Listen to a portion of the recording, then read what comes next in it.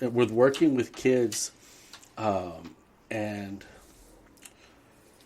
all the personalities that are out there, and that's how we try to tell you, you're special, you're unique, because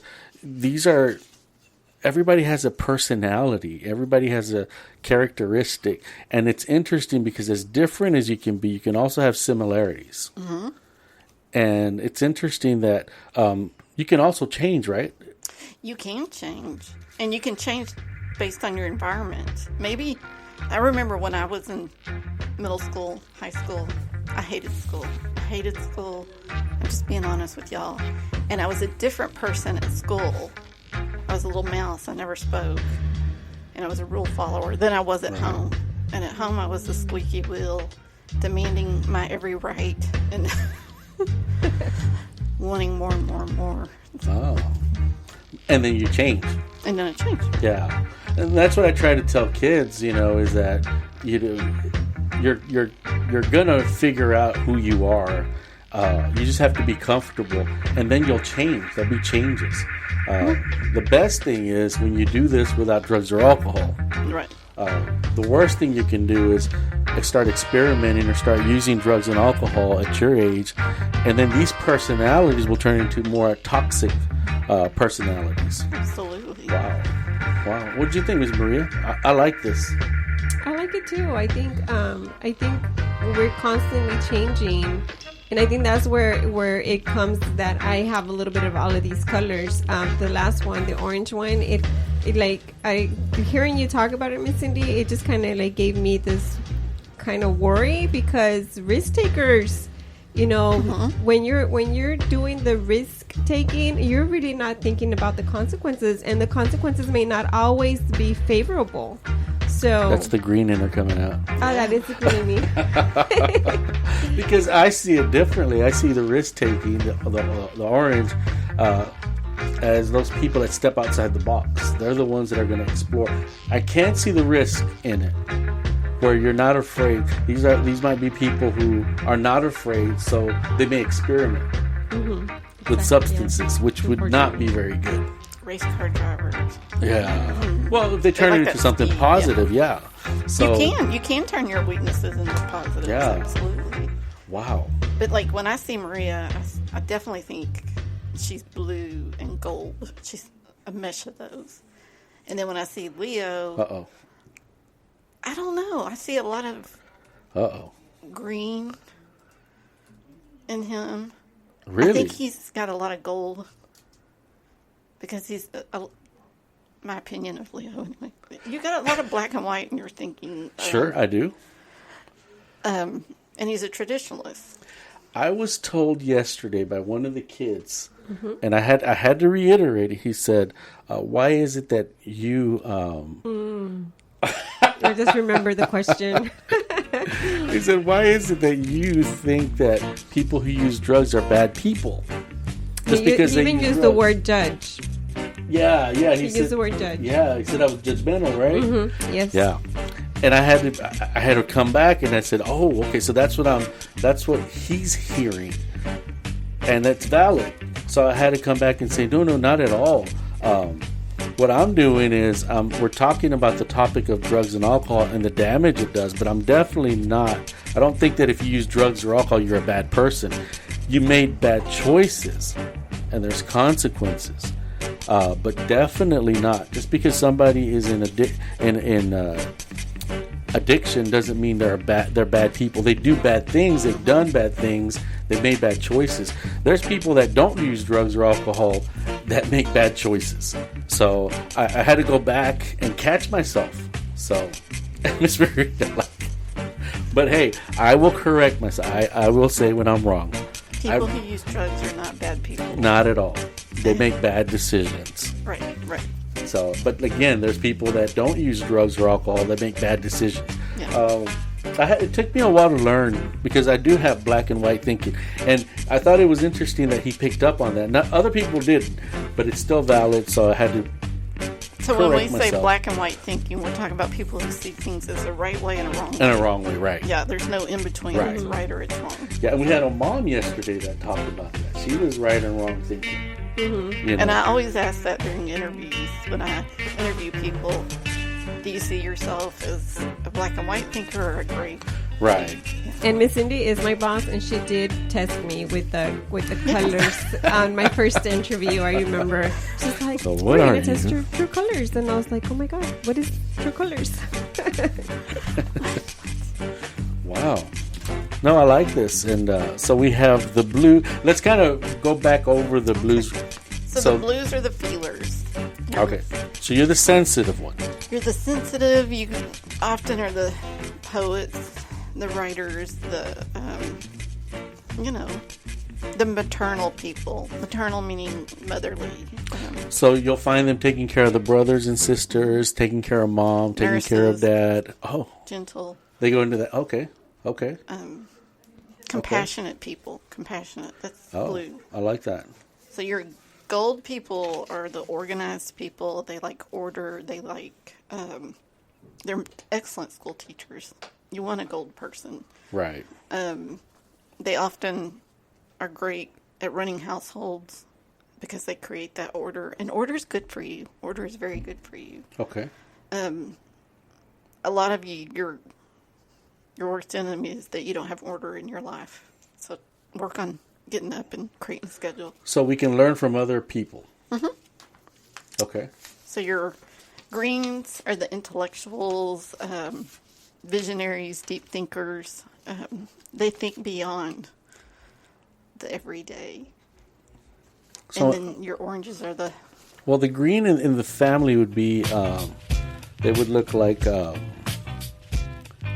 the green in the family would be the one that would like to organize things. You might have the brother and sister who want to organize events or... That's more gold. Greens Oh. are scientists. Oh, okay. So they're the ones that are going to create something. intellectuals. Okay. So they're the... Yeah. So Yeah. I learned how to make ice cream. Yeah. Y'all want to taste my ice cream? I learned how to make ice cream. That... Well, they're going to say, you know what would make this ice cream better? Oh, okay. Let's put this in. Let's put pickle juice. Let's put cheese in this ice cream. But the orange people are the fun people. But fun can lead to bad things if you don't balance it. It has to be balanced fun, Okay. you know. So they're the ones that are going to drive the gold ones crazy. Yeah. You have to think about how, like if I'm around Maria, I might need to pull in or rein in one of my colors. Right. Because you'll drive her nuts. And vice versa. Like she might say, oh, that's Cindy, and she's so snobby about spelling. I better make sure I got this right. No, but this is good because it kind of gives you an idea where your personality is at in simple terms. And then, of course, it'll change as you get older. We've done this several times, and I've seen mine change, sometimes gold, sometimes green, so it'll go back and forth. One time I did it, it was blue-ish. I was like, ooh. You didn't like blue? What do you have against blue? Nothing against blue. Because he's a man.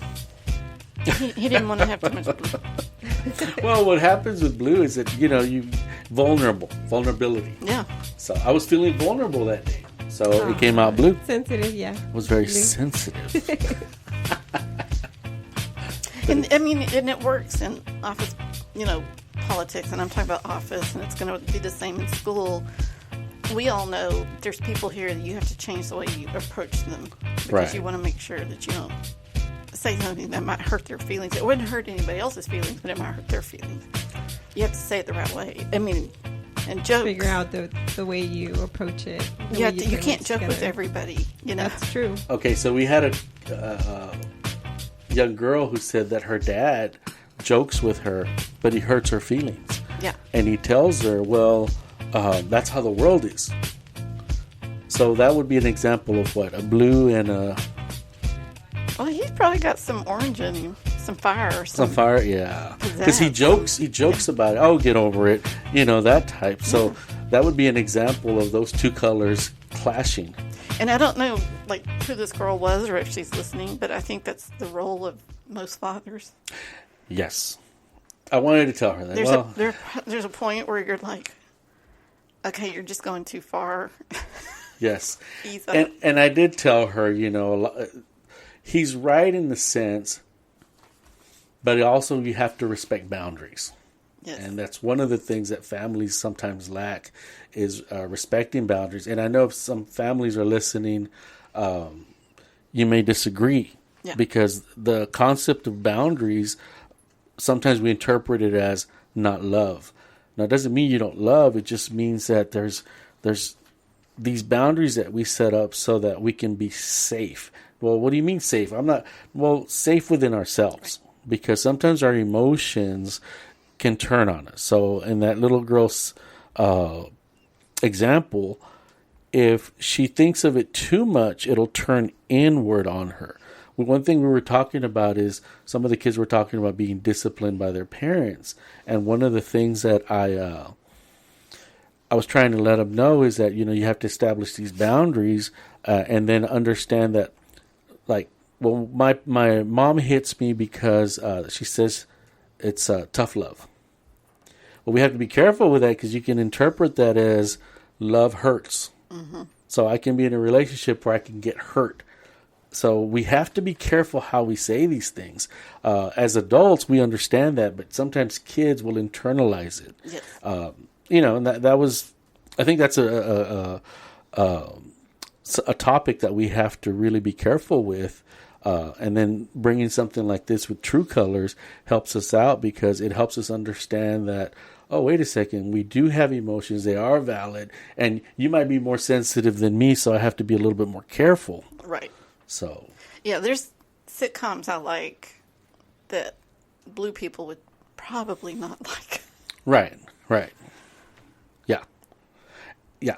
There was things that I used to watch that I don't watch anymore. Yeah. As I got older, or especially having girls, there's certain music you don't listen to anymore, or certain movies you don't watch anymore, and that's a boundary. Yeah. That's a boundary, and it's a healthy boundary. Yeah. What do you think, Maria? I agree with you. I think it's we have to set boundaries with our kids. And I think also, it's important to respect our kids, respect those feelings, respect those emotions. Especially if that's what we want for them to do onto us as well. Because we say that. Yes. Respect. Okay. If you want to be respected, you have to respect. So, yeah, we have to do that. And I'll be honest, I love to joke around. He does. I do. And I can't hurt people's feelings. I've hurt my kids' feelings many times. Their mom was like, you need to go out and talk to them. You're out of hand. And I'm sorry. Because I felt the same way. It's going to be worse out there. But home has to be safe. And if I know it's going to be that bad, let's show something good at home. Let's make home a safe place. So when we do get affected by those things, we're able to at least retreat back home. Sometimes kids get bullied at school. They get bullied at home.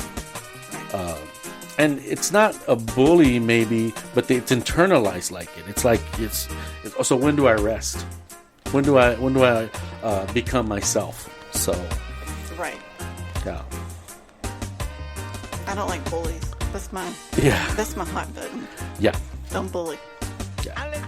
And it's easy to get into that bullying, especially when you get too comfortable with people. So as family members, we have to be careful and be aware that we can't be too critical or judgmental because it does hurt. So, and then some kids take it. There's some kids that are not. If you have a gold and then you have kids who are blue, the gold isn't going to really take it that way. So we have an orange, forget about it.